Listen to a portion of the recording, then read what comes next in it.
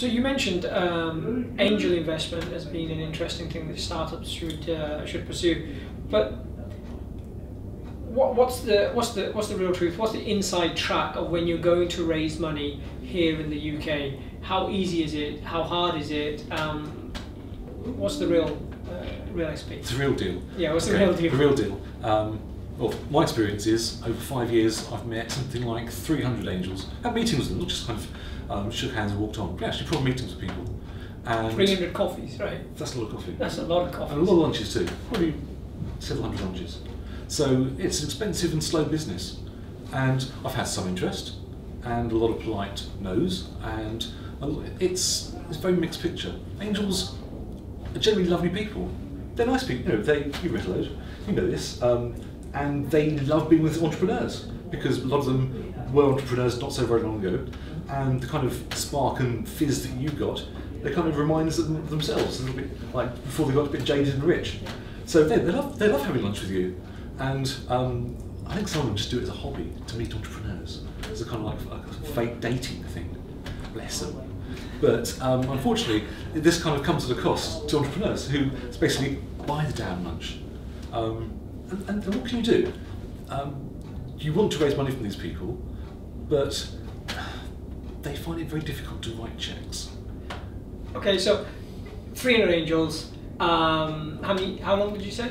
Over 5 years. Over 5 years. About 3.5 years of actual work. So I would say you're probably an outlier, because there's probably not many people who meet 300 angels. But on average, if I'm going on the angel hunt, how much time do I need to invest in? How much is it really going to cost me? Because I find, do entrepreneurs, is there a cost to kind of going after angels? There's a huge cost.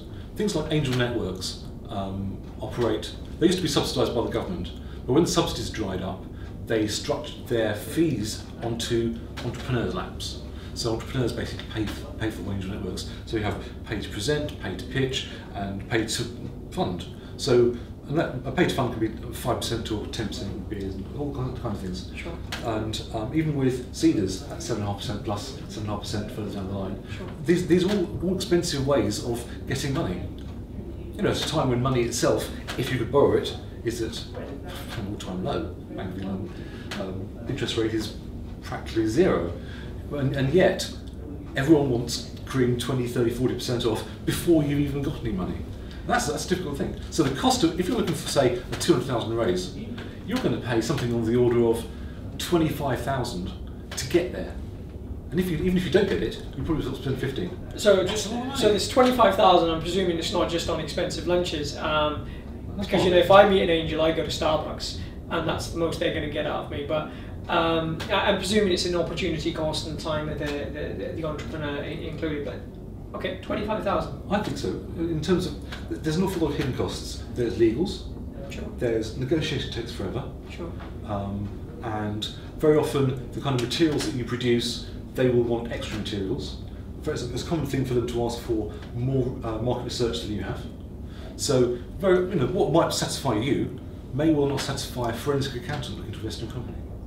So these kind of secondary costs mount up, but they're all very, very hard to kind of pin down. This kind of cloud of costs that surrounds you. But in the end, you're going to pay all that, because really, their money costs money. And that's, I say 25 grand, so that's really what you have to resign yourself to losing before you've raised a penny. So you're saying, say, 6 months on average to raise money, and we hear that. I don't think so. Sorry, so okay, so how much do you say? 3-4 years ago, people used to say 3 to 6 months. Okay. Okay, now I think the time is close to 12 months. 12 months. Yeah. And I think if you talk to people who've been raising money, I think you'll find 12 months is I keep hearing this thing about we invest in the team. Do they really invest in the team? No. No. Okay. What do they invest in? They invest in sure things. Sure things? Yeah. So if like the bank giving me a loan? Basically, what a lot of angels are doing is seeing opportunities where 10 years ago a bank would have bankrolled it, but where the banks now don't. They're looking for those opportunities where some company doesn't really need much money, but actually can't get it by any means. And that gives them a lock on the company, which it's just priceless to them. It means they can get the security of a bank loan, for basically a working company, but rather than paying the bank 4 or 5% for the privilege, they're getting 25% of the company. Interesting. Okay, so that's the kind of dynamics of what a lot of angels are looking for. They're looking for sure things, and that's kind of a bit of a damaged dynamic.